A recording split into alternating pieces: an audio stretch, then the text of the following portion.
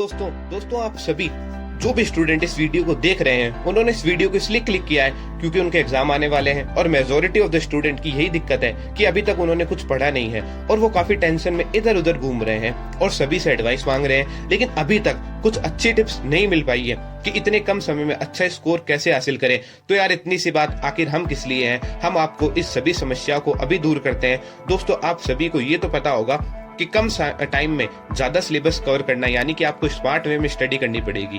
तो इस वीडियो में मैं आपको 7 ऐसे टिप्स दूंगा जो कि आपके गेम को कम्प्लीटली चेंज कर देगी और अगर आप इन टिप्स को फॉलो करेंगे तो डेफिनेटली आपका स्कोर जरूर इंप्रूव होगा। लेकिन उससे पहले आप इस वीडियो की फीस दे दें, यानी कि आप इस वीडियो को लाइक और शेयर जरूर कर दें और हमारे चैनल को जरूर सब्सक्राइब कर दें।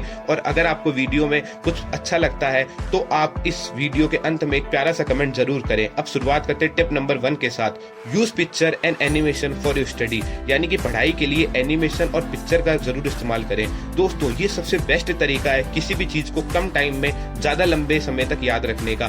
दोस्तों मान लीजिए आपको 2 बुक ऑफर करी जाए जिसमें से एक बुक में सिर्फ टेक्स्ट लिखे हुए हैं और दूसरे बुक में डायग्राम के साथ उनके फ्लो चार्ट वगैरह सब समझाया हुआ है, तो डेफिनेटली आप वो बुक चूज करेंगे जिसके अंदर डायग्राम बने हुए हैं। ऐसा इसलिए क्योंकि डायग्राम को रीड करना और समझना ज्यादा इजी होता है as compare to the text reading. Text reading एक बोरिंग काम है जिससे हम जल्दी से बोर हो जाएंगे और ज्यादा लंबे समय तक हम उसे याद नहीं रख पाएंगे। तो always use diagram and animation for your study और आप इसके लिए यूट्यूब का सहारा ले सकते हैं।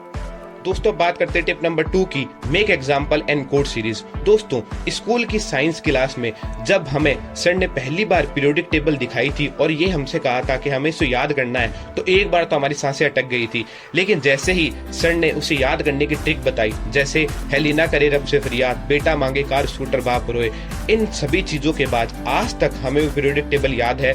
और अगर वो कोड सीरीज उस टाइम ना बनती और हम उसे डायरेक्टली याद करने की कोशिश करते तो आज डेफिनेटली हम पीरियोडिक टेबल का हमें पी भी याद नहीं होता। तो मेक श्योर जब भी आप कोई बड़ा सीक्वेंस याद कर रहे हैं या कोई ऑर्डर याद कर रहे हैं तो आप उसे कोड सीरीज जरूर बनाएं और इस सीक्वेंस में आप चाहे कोई सॉन्ग डालें या फिर कोई गाली या कुछ भी वर्ड डालें, कुल मिला के आपकी कोड सीरीज आपको याद हो जानी चाहिए। दोस्तों बात करते हैं टिप नंबर 3 की, partition of your syllabus and revise it. दोस्तों आप सभी ये तो मानते हैं कि टाइम कम है और सिलेबस ज्यादा, तो इसके लिए सबसे पहले आपको आपके सिलेबस को इक्वली डिवाइड कर देना है, बराबर पार्ट के अंदर डिवाइड कर देना है।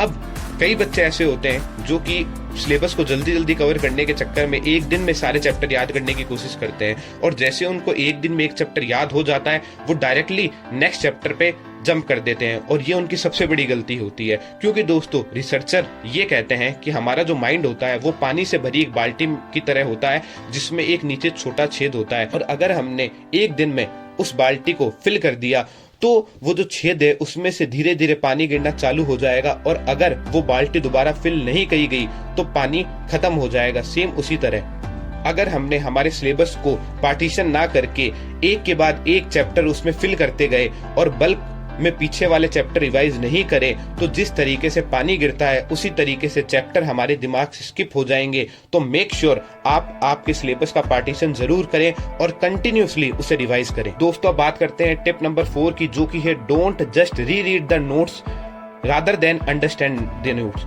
दोस्तों अब जैसे कि रिवाइज करने की बात आती है तो बहुत से लोगों को मैंने ये अक्सर देखा है कि वो रिवाइज करते टाइम जैसे अखबार पढ़ते हैं नोट्स को उस तरीके से याद करने की कोशिश करते हैं, लेकिन ये सबसे गलत तरीका है क्योंकि इस प्रोसेस में आपके दिमाग ने कोई मेहनत नहीं करी। इसके बजाय आपको ये करना चाहिए कि जब भी आप कोई कॉन्सेप्ट रिवाइज कर रहे हैं तो आप उसे अच्छे से समझें और उसे अपने माइंड में 1 से 2 बार आंख बंद करके जरूर दोहराएं, जिससे कि वो आपकी मेमोरी में ज्यादा लंबे समय तक सेव रह पाएगा।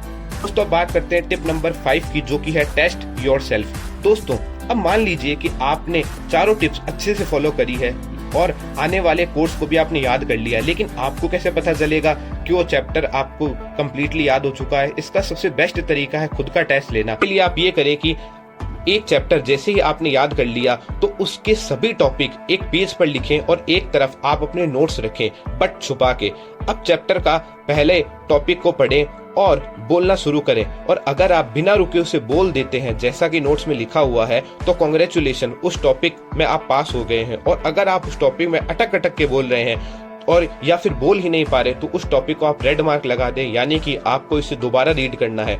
और अगर आपकी कोई फीमेल फ्रेंड है या फिर आपका कोई मेल फ्रेंड है जिनसे आप घंटों घंटों लंबी लंबी बातें करते हैं, तो उस वेस्ट टाइम को आप यूजफुल टाइम में कन्वर्ट करें। आप अपने फ्रेंड को नोट्स की फोटो भेज दें और उस चैप्टर को आप अपने फ्रेंड को सुनाएं, तो इससे आपकी बात हो जाएगी और दूसरा आपका टेस्ट भी कंप्लीट हो जाएगा। दोस्तों अब बात करते हैं टिप नंबर 6 की, जो कि है cut off your all distraction. दोस्तों ये सबसे ज्यादा बेहद इंपॉर्टेंट टिप है, क्योंकि आज के टाइम में जो इंस्टाग्राम, फेसबुक, यूट्यूब को थोड़ी थोड़ी देर में खोलकर देखने की जो हमारी आदत बन गई है, ये काफी ज्यादा खराब है और कुछ टाइम का सोचकर हम इन पर घंटों घंटों बिता देते हैं। ऐसे में अगर आपके पेपर से 2 महीने पहले आप ये करेंगे तो आपके स्कोर को कोई भी इम्प्रूव नहीं करा सकता। तो ऐसे में आपको करना ये है कि जब भी आप पढ़ रहे हैं तो आपके फोन या लैपटॉप को आप स्विच ऑफ कर दें और अलमारी में लॉक कर दें। माना ये एक बहुत ही मुश्किल काम है, लेकिन करना तो पड़ेगा। दोस्तों अब बात करते हैं टिप नंबर 7 की, make a plan and strictly follow it. दोस्तों ये सभी टिप में से सबसे ज्यादा इंपॉर्टेंट है, क्योंकि अगर आप बिना किसी प्लानिंग या शेड्यूल के कोई काम शुरू करेंगे तो वो आपके लिए सही नहीं है। तो आपको सबसे पहले अपने कोर्स का पार्टीशन करना है उनके नंबर ऑफ वेटेज के हिसाब पर, यानी कि एक चैप्टर का क्या वेटेज है आपके बोर्ड के अंदर उस बेसिस पे, और फिर आपको हर चैप्टर की एक डेडलाइन बना लेनी है, यानी कि इतने दिन में चैप्टर खत्म होना ही चाहिए। और उसके बाद आप अपना पढ़ाई का शेड्यूल बना ले कि इतनी देर में पढ़ूंगा, और सेल्फ स्टडी मिनिमम 6 घंटे की रखें और हर 1 घंटे के बाद 10 मिनट का गैप लें और उस 10 मिनट के गैप में कुछ भी करें बट फोन ना उठाएं। और इस नियम को आप अपने पेपर तक स्ट्रिक्टली फॉलो करें, और अगर आप ये 7 टिप्स यूज करेंगे तो डेफिनेटली आपका स्कोर जरूर इंप्रूव होगा। दोस्तों आई होप आपको वीडियो पसंद आया होगा। Thanks for watching.